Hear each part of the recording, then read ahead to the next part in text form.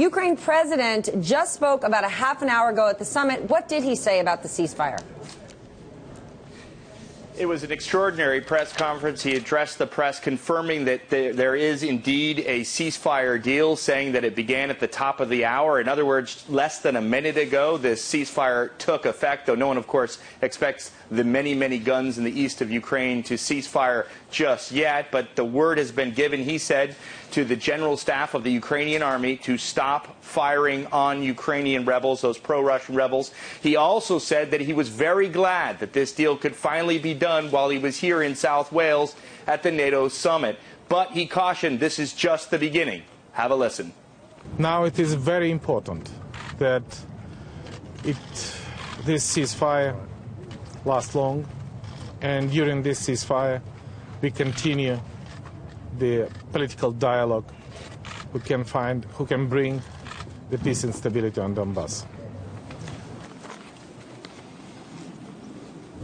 Now, while he said that this deal was signed today in the Belarusian capital of Minsk between representatives of the pro-Russian rebels, between the Ukrainian government, the Russian government, and the OSCE, he stressed that the deal was agreed between himself and the Russian president. You'll recall on Wednesday when the Ukrainian president reported that he had a permanent ceasefire deal agreed with the Russian president, and then he backed away from that, and the Russian president said because Russia is not party to the conflict in Ukraine, of course it can't agree to any kind of ceasefire.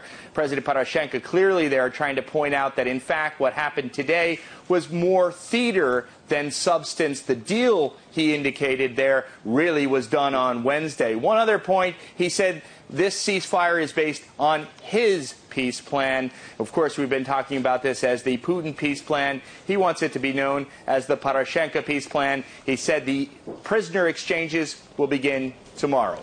Ryan, what are other NATO members saying? Do they expect this ceasefire will hold?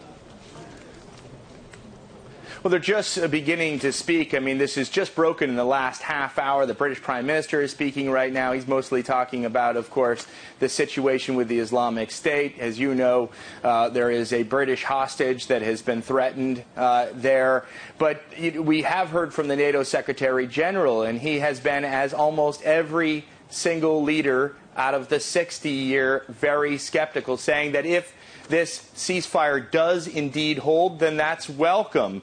We heard from the French president just a few moments ago, also very importantly, saying that even with this ceasefire, it is important to go forward with the sanctions. Remember, the EU imposed a deadline of today for introducing its own sanctions. He said it's those sanctions that brought President Putin to the table. They should go forward. And we heard from Angela Merkel saying even if they do go forward, they can always be put on hold or reversed if the ceasefire holds.